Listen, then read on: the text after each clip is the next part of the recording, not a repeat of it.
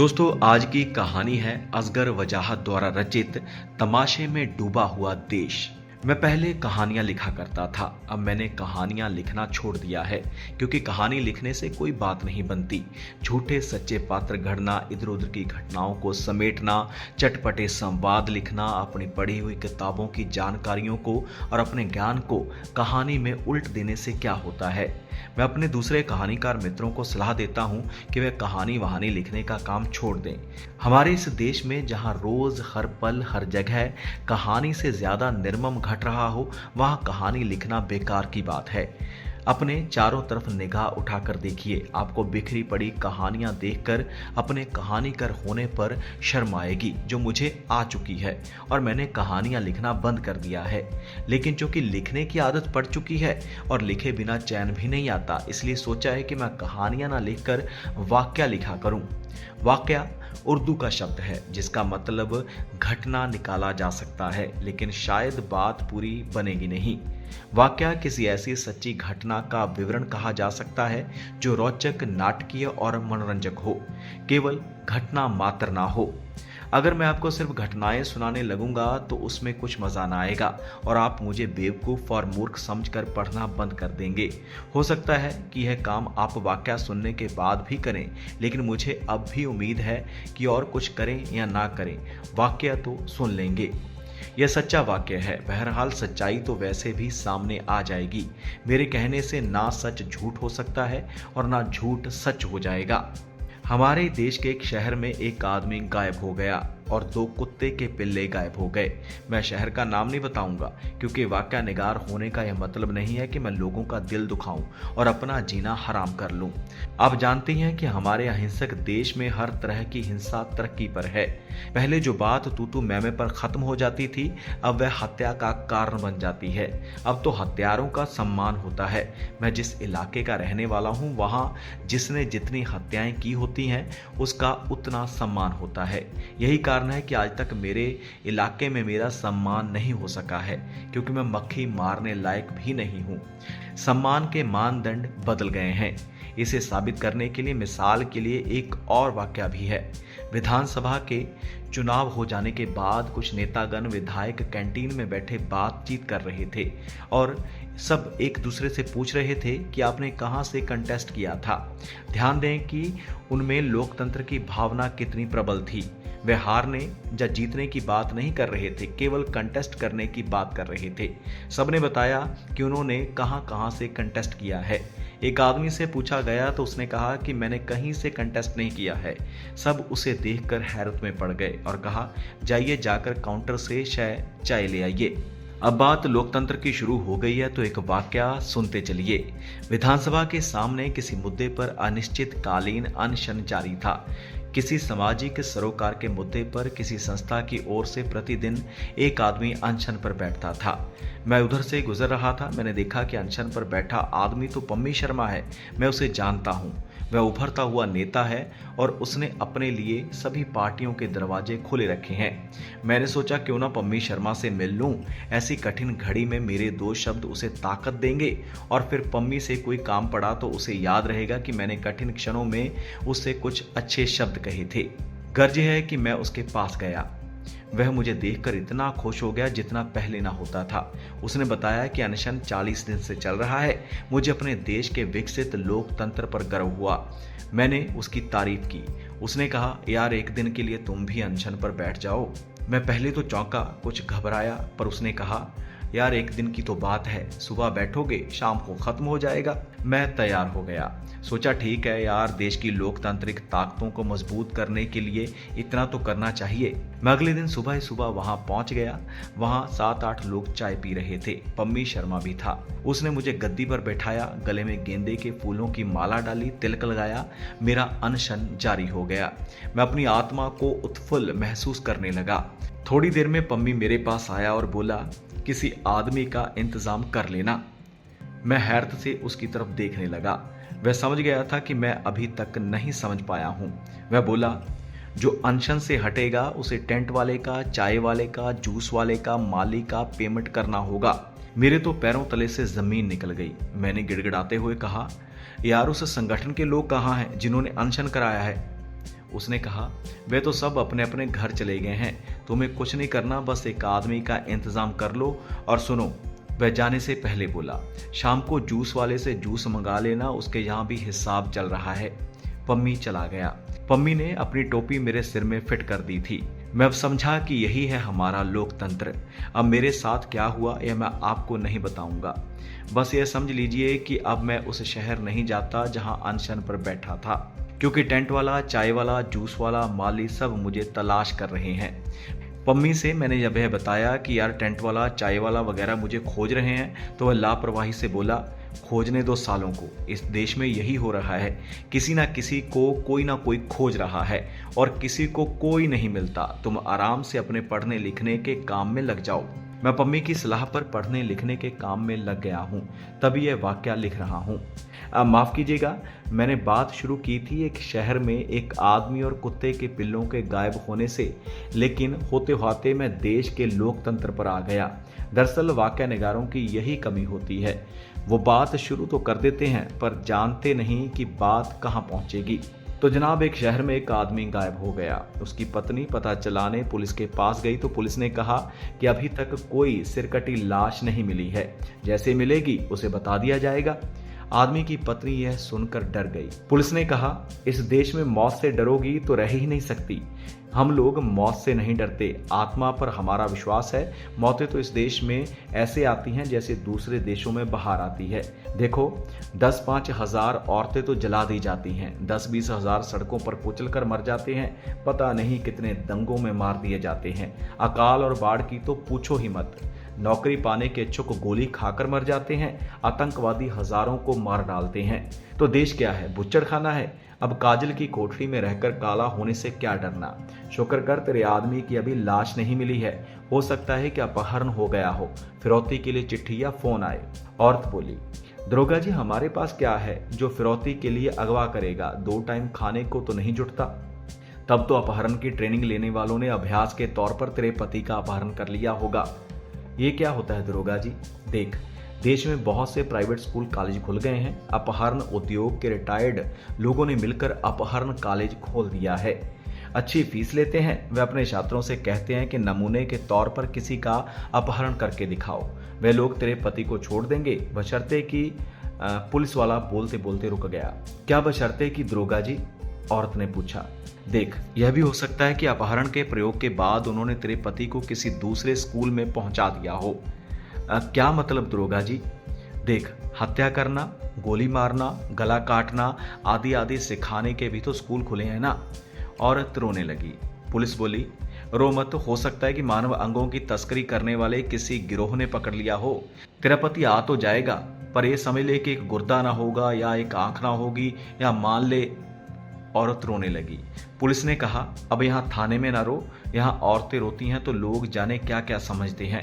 यहाँ से तो तुझे हंसते हुए जाना चाहिए। ये तो हुई आदमी के गुम होने की बात। अब सुने कुत्ते के पिल्लों की गुमशुदगी की दास्तान। दरअसल जो कुत्ते के पिल्ले खोए हैं उन्हें कुत्ते का पिल्ला कहने से भी डर रहा हूं। उसकी वजह है, आपको मालूम ही है कि कुछ साल पहले अमेरिका के राष्ट्रपति जब अपने दल बल के साथ दिल्ली आए थे तो उनके साथ कुत्ते भी थे। उनके कुत्तों की प्रतिष्ठा, गरिमा, पद आदि के बारे में पता न होने के कारण एक भारतीय अधिकारी ने उन्हें कुत्ता कह दिया था। इसी बात पर उस अधिकारी के खिलाफ कुत्तों की मानहानि का दावा कर दिया गया था। अदालत में अमेरिकी सरकार के प्रतिनिधि ने कहा था, ये कुत्ते नहीं हैं, इनके नाम और पद हैं। एक का नाम जैक जानी और वह मेजर के पद पर है। दूसरे का नाम स्टीव शॉ है जो कैप्टन है। तीसरी कुतिया का नाम लिंडा जॉन्स है जिसने अभी अभी ज्वाइन किया है और वह सेकंड लेफ्टिनेंट है। अदालत ने इन अधिकारियों की मानहानि करने के सिलसिले में संबंधित अधिकारी को सजा सुनाई थी और यह आदेश दिया था कि भविष्य में इन कुत्तों को कुत्ता नहीं कहा जाएगा। यही वजह रही कि राजधानी के समाचार पत्र बड़े आदर और सम्मान से कुत्तों के नाम और पद छापते रहे। आप हम सब जानते हैं कि वैसे भी हमारे समाचार पत्र कुत्तों का कितना ध्यान रखते हैं, क्योंकि उससे लाभ हानि जुड़ी होती है। हुआ यह कि एक रात 2 बजे मंत्री पुत्र के घर से थाने में फोन आया। थाने की नींद उड़ गई। मंत्री पुत्र ने डांटा और कहा कि तुम सोते रहते हो और चोर चोरी करते रहते हैं। तुम्हें पता है बेबी रतन और बेबी गौरी का अपहरण हो गया है। थाने में तुरंत कार्रवाई की बात उठी। पर सब जानते थे कि मंत्री पुत्र अभी तक अविवाहित हैं और उसने कसम खाई हुई है कि जब तक स्वयं मंत्री नहीं बन जाएगा शादी नहीं करेगा। ऐसी हालत में बेबी रतन और बेबी गौरी कहां से आ गए? इस सवाल का जवाब कोई ना दे सका तो हवालात में बंद एक अपराधी ने दिया।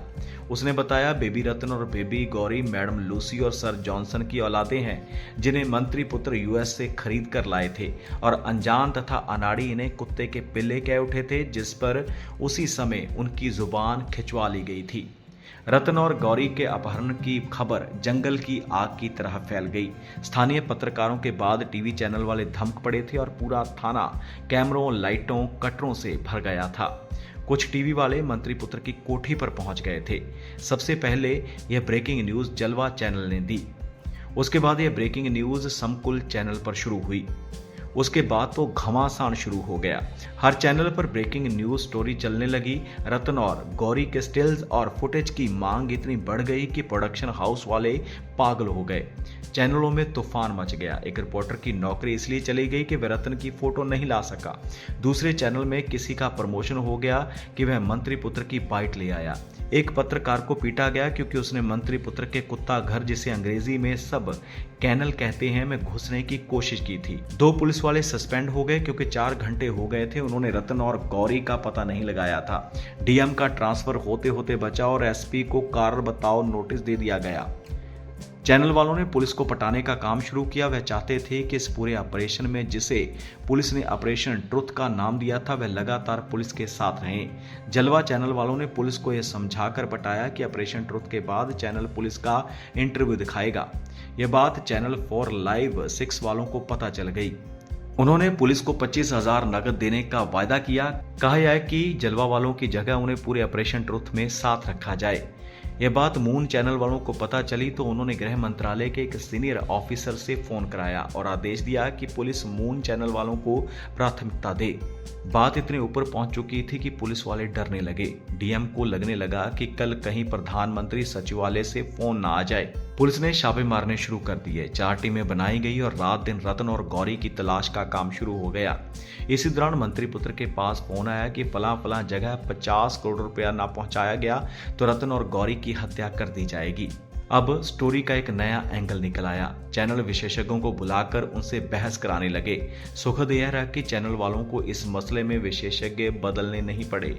2-4 आदमी जो राजनीति, समाज, वनस्पति शास्त्र और खगोल शास्त्र के विशेषज्ञ थे और वह हर कार्यक्रमों में टीवी पर आया करते थे, वही गौरी और रतन वाले मामले में भी आए और दर्शक यह सोचकर अचंभे में पड़ गए कि राजनीति के मर्मज्ञ कुत्तों के बारे में भी पूरी जानकारी रखते हैं। चैनल वाले गर्व से कहते थे कि विशेषज्ञता और प्रोफेशनलिज्म के जमाने में हमने ऐसे लोग खोज रखे हैं जो संसार की किसी भी समस्या, ज्ञान विज्ञान के किसी भी क्षेत्र में, लोक परलोक की किसी भी घटना के बारे में विद्वतापूर्ण ढंग से विचार व्यक्त कर सकते हैं। ईश्वर का करना कुछ ऐसा हुआ कि पुलिस, सीआईडी, आईबी, रॉ और दूसरी खुफिया एजेंसियों ने मिलकर रेड डालने शुरू किए और आखिरकार पता चला कि एक जगह शहर के बाहर एक फार्म हाउस में रतन और गौरी को रखा गया है। अपहरणकर्ता पूरे असले से लैस हैं। उनके पास बोफर्स तोपों से लेकर एंटी एयरक्राफ्ट गन तक मौजूद हैं। अब तो सेना से मदद लेने की जरूरत पड़ी। गृह मंत्रालय ने सुरक्षा मंत्रालय से निवेदन किया कि एक लेफ्टिनेंट जनरल के साथ ब्रिगेड भेज दी गई। टीवी चैनलों पर बहस का मुद्दा यह था कि ऑपरेशन ट्रुथ में रतन और गौरी सलामत निकल आएंगे या नहीं। यह भी जानकारी मिली कि अपहरणकर्ताओं ने मार्केट से 200 टन टीएनटी भी खरीदी है और उसका जखीरा भी उनके पास है। टीवी चैनलों के वही विशेषज्ञ जो वनस्पति विज्ञान से लेकर सुपरसोनिक जेटों तक के विशेषज्ञ थे, कहने लगे कि इतना एक्सप्लोजिव मटेरियल तो पूरे फार्म हाउस को ज्वालामुखी की तरह उड़ा देगा और जाहिर है कि उसमें नन्हे मुन्ने रतन और गौरी के बचने की क्या उम्मीद होगी। तब कहा गया कि यह दरअसल मनोवैज्ञानिक लड़ाई है, इसे भारत अकेले नहीं लड़ सकता। इसमें तो जब तक अमेरिका का सपोर्ट नहीं होगा यह लड़ाई नहीं जीती जा सकती। अमेरिका से कहा गया तो वहां से बड़ा सार्थक और उत्साहवर्धक जवाब आया। अमेरिका ने कहा कि वह तो संसार के हर कोने में शांति स्थापित करने के लिए दृढ़ संकल्प है। जहां भी शांति भंग होने, मानव अधिकारों के हनन का सवाल उठता है तो अमेरिका उठ खड़ा होता है। और अब चूंकि भारत में ऐसी स्थिति आ गई है, इसलिए अमेरिका अवश्य ही आएगा। यह भारत की सभ्यता है कि वह अमेरिका को आमंत्रित कर रहा है। यदि ना भी कर रहा होता तो अमेरिका आता, क्योंकि वह विश्व में शांति स्थापित करना चाहता है। यह उसके एजेंडे का एक और पहला मुद्दा है। यही नहीं, अमेरिका ने घोषणा कर दी कि उसकी सेनाएं ध्वनि से तेज चलने वाले विमानों पर बैठकर भारत के लिए रवाना हो चुकी हैं। हिंद महासागर में अमेरिकी बेड़ों को भारत की तरफ कूच करने का आदेश दिया गया है और यह भी कहा गया कि भारत को चाहिए कि सेनाओं के पहुंचने से पहले कोका कोला और पेप्सी कोला का पर्याप्त भंडार कर ले। McDonald hamburger, Uncle chips, Kentucky chicken, FTJ वगैरह की जितनी ज्यादा दुकानें खोली जा सकती हों खुलवा दें, क्योंकि अमेरिकी सैनिक जाहिर है दाल रोटी नहीं खाएंगे। चूंकि यह आदेश था, इसलिए इंतजाम पूरा हो गया। बड़े बड़े अमेरिकी बाजार खुल गए, जहां सुई से लेकर हवाई जहाज तक उपलब्ध था। ऐसी तैयारी का नतीजा भी अच्छा निकला। लेजर बम से रतन और गौरी के एक अपहरणकर्ता को मार गिराया गया। दूसरा एक तहखाने में छिप गया था। उसने दाढ़ी बढ़ा ली थी और उसे पकड़ा गया। अमेरिकी सैनिकों ने कहा कि हम इसे अमेरिका ले जाएंगे और चिड़ियाघर में बंद कर देंगे, ताकि विश्व शांति भंग करने वालों के लिए एक सबक हो। क्योंकि अमेरिकी सैनिकों के लिए पेप्सी, कोला, बियर, हैमबर्गर आदि का बड़ा स्टॉक था, इसलिए उन्हें वापस जाने की जल्दी नहीं थी। उन्होंने कहा कि हम तो आपके देश में विश्व शांति भंग करने वाली सभी शक्तियों को नष्ट करके ही जाएंगे। उनके इस विचार का स्वागत किया गया और वह यहाँ पेप्सी पी पी कर मोटे होने लगे। जिस दिन थाने में रतन और गौरी पहुंचे, उसी दिन वहां एक सिरकटी लाश भी पहुंची। रतन और गौरी के मिल जाने की वजह से थाने के चारों तरफ दफा 104 लगा दिया गया, क्योंकि ओवी वैनों से रास्ता बंद हो गया था और दर्शकों का सैलाब था जो अमेरिकी सैनिकों और रतन गौरी को देखने के लिए उमड़ पड़ा था। कई बार लाठी चार्ज हो चुका था, पर दर्शक काबू में नहीं आ रहे थे। वह जय जयकार कर रहे थे, खुशी के मारे आपे से बाहर हुए जा रहे थे। इसी बीच मैली कुचैली धोती बांधे 3 बच्चों को संभाले किसी तरह गिरती पड़ती एक औरत थाने पहुंची। उसे पता लग गया था कि आज एक सिरकटी लाश थाने लाई गई है। किसी न किसी तरह यह औरत थाने के अंदर आ गई। वहां टीवी चैनल वाले भरे पड़े थे और अमेरिकी सैनिकों के साथ सिगरेटें पी रहे थे। एक आध बियर की घूंट भी मिल जाती थी। टीबीसी चैनल की राधिका रमन ने देखा कि एक औरत सिरकटी लाश के पास खड़ी उसे पहचानने की कोशिश कर रही है। उसके साथ 3 छोटे छोटे बच्चे भी खड़े हैं। राधिका ने अपने बॉस सत्यकाम से कहा, सर देखिए कितनी अच्छी स्टोरी है। सिरकटी लाश कोई औरत पहचानने की कोशिश कर रही है, 3 बच्चे पास खड़े हैं, इसे शूट करें सर। सत्यकाम बिगड़ कर बोला, क्या चाहती हो चैनल बंद हो जाए? नहीं सर, लेकिन क्यों? राधिका ने कहा। सत्यकाम बोले, इस औरत, बच्चों और लाश का विजुअल देखकर CEO मिस्टर मेहरा मेरी छुट्टी कर देंगे। क्यों सर? सत्यकाम बोले, ओ माय गॉड, तुम्हें यह भी बताना पड़ेगा। अरे हमारे चैनल पर ऐड आते हैं, विज्ञापन, समझी? हाँ सर। वह विज्ञापन किसके लिए होते हैं? कौन वह सामान खरीदता है? यह क्या देखना? चलो चलो कैमरा लगाओ, रिफ्लेक्टर, साउंड। चैनल का संवाददाता चिल्लाने लगा, क्योंकि थाने के अंदर बड़े खूबसूरत मंच पर रतन और गौरी को लाया जा रहा था। उनके पीछे पीछे मंत्री पुत्र कमल का फूल बना आ रहा था। पीछे अधिकारी, सेना के पदाधिकारी आते थे। संगीत बज रहा था, कबूतर और गुब्बारे हवा में छोड़े जा रहे थे। आतिशबाजी आसमान पर रंग बिरंगे करिश्मे दिखा रही थी। पूरी इमारत जगमगा रही थी। लगता था आज 26 जनवरी या 15 अगस्त है। चारों तरफ उल्लास, मस्ती, विजय का भव्य प्रदर्शन व्याप्त था। उस औरत ने सिरकटी लाश पहचान ली थी। यह उसका पति ही था। औरत रो रही थी, पर मौज मस्ती, आनंद, उल्लास, जश्न, गीत संगीत के माहौल में उसकी आवाज कोई नहीं सुन रहा था। उसके बच्चे अपने फटे पुराने कपड़ों में सहमे सिकुड़े मुंह खोले मंच पर होने वाले तमाशे में डूबे हुए थे। वे ना अपनी मां को देख रहे थे, ना बाप की सिरकटी लाश को। तो दोस्तों, यह थी असगर वजाहत द्वारा रचित कहानी तमाशे में डूबा हुआ देश। उम्मीद है आपको यह कहानी पसंद आई होगी। ऐसी ही कहानियां सुनने के लिए जुड़े रहें वाइब्रेंट ट्रेंड्स के साथ।